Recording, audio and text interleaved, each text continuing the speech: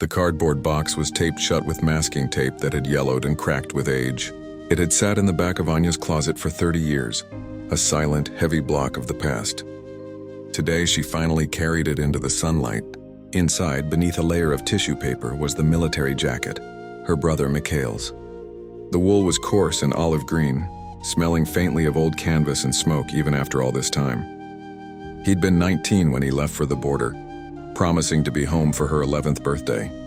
The promise had arrived in the form of a folded flag in this box 3 months late. Anya lifted the jacket out. It was ridiculously large on her small frame. She buried her face in the collar, searching for some lingering scent of him, the earthy smell of his favorite tobacco or the subtle cologne he'd stolen from their father, but found only the emptiness of time. Then her fingers brushed against something in the chest pocket. A small, carefully folded piece of paper. She unfolded it, her heart hammering a frantic rhythm against her ribs. It wasn't a letter or a farewell. It was a crude watercolor painting she'd made for him when she was 10, a clumsy rainbow-striped caterpillar with too many legs, captioned in her child's scribble, "This is a hug from me." Mikhail had always been quiet, reserved. He wasn't one for grand gestures. He never told her he loved her out loud, but every evening he'd tap his knuckles on her bedroom door 3 times before bed. "I love you." Anya stared at the tiny painting, the bright, unblemished colors a stark contrast to the jacket's drab green. He hadn't sent a final message.